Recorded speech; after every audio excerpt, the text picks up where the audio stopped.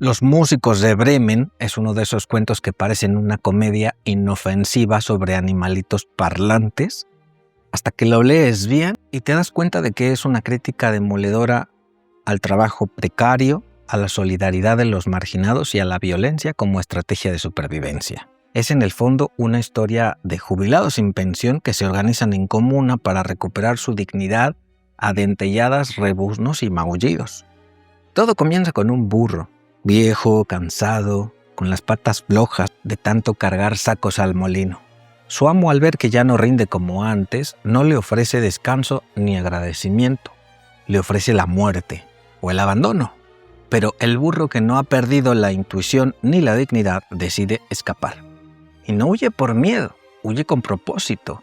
Tiene un plan.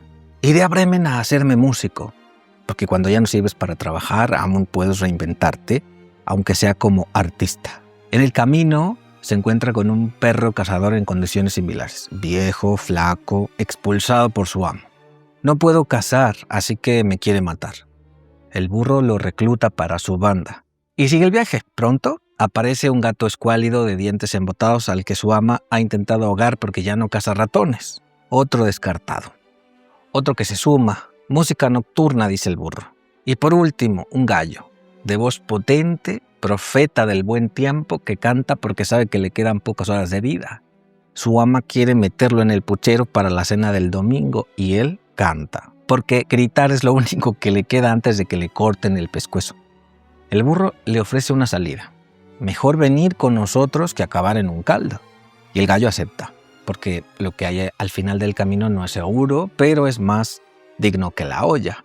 Así se forma este cuarteto improbable de exiliados, todos expulsados por ser inútiles, todos desechados por un sistema que no permite la vejez, la enfermedad, la lentitud. Todos rumbo a Bremen. Es una historia de resistencia, una fábula de segundas oportunidades y una lección sobre cómo la solidaridad entre los últimos puede ser más poderosa que la fuerza de los primeros. Pero nunca llegan a Bremen, porque como en tantos cuentos, el objetivo inicial se diluye cuando aparece algo más urgente: sobrevivir una noche. Al llegar al bosque, buscan refugio, se acomodan como pueden. El burro y el perro al pie de un árbol, el gato en la rama, el gallo en la copa. Es un mapa de la vulnerabilidad, cada uno duerme donde puede. Y es el gallo, con su vista aguda, quien ve a lo lejos una chispa de luz, una casa. Deciden acercarse y descubren que es una guarida de ladrones. Dentro una mesa servida, comida, bebida, calor. Todo lo que ellos no tienen, todo lo que ellos merecen y les han negado. En lugar de retirarse o mendigar, planifican. La estrategia es brillante. Se colocan uno sobre otro, burro, perro, gato, gallo. Forman una torre viviente. Y al llegar al punto justo, lanzan su concierto. Rebuznos, ladridos, maullidos y kikirikis. Música del caos. Esta es la orquesta de la revuelta. Y luego un salto por la ventana, ruido, cristales rotos, un alarido colectivo. Los ladrones huyen despavoridos, convencidos de que les ha caído encima una maldición infernal. Los animales se instalan, comen, descansan, se reparten los espacios. El burro se pone en el estiércol, que es memoria de su pasado. El perro se pone tras la puerta, haciendo de guardia natural. El gato en las cenizas, donde hay calor doméstico. Y el gallo en la viga, una vigía ancestral. Cada uno en su sitio se reconoce, sin jerarquías. Solo encuentran refugio. Pero los humanos no se rinden tan fácil. A medianoche, el jefe de los ladrones manda a uno de sus hombres a espiar. Y lo que sigue es una escena de slapstick core. El ladrón entra a la cocina, confunde los ojos del gato con las brasas y recibe un arañazo en la cara. Corre, el perro le muerde en la pierna, el burro le da una patada. El gallo del destecho grita: «¡Traedme al bribón aquí!». El ladrón vuelve con su jefe y describe lo que ha vivido con una precisión delirante. «Una bruja me ha arañado la cara, un hombre me ha apuñalado en la pierna, un monstruo me ha golpeado con un mazo y un juez gritaba desde el techo». Ha visto poder donde hay miseria. Ha visto justicia donde hay necesidad. Ha proyectado su culpa sobre los cuerpos de quienes solo quieren vivir tranquilos. Y los ladrones no vuelven.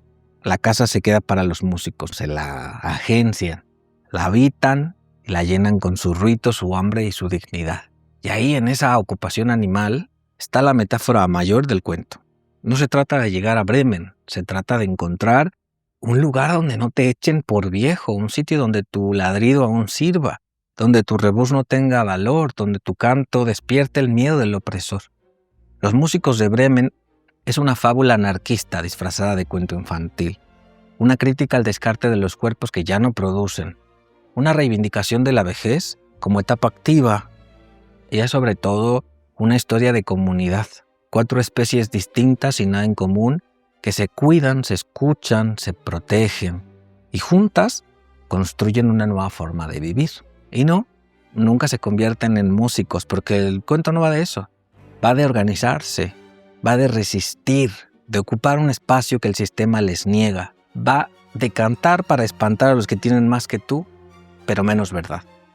Porque a veces no hace falta llegar a Bremen, basta con encontrar un sitio donde te puedas dormir sin que te quieran cocinar al día siguiente. Si los músicos de Bremen te ha hecho ver que no necesitas llegar a la ciudad para formar parte de una banda que grita lo que otros callan, Érase un arquetipo es el videocurso ideal para construir historias sobre personajes que no se dejan jubilar por decreto.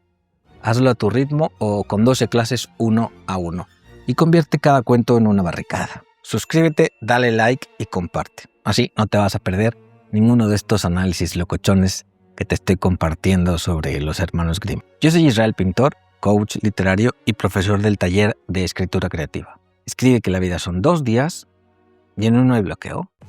Si valoras este contenido, da clic al botón gracias y déjame una propinita para que siga formándote como un escritor profesional.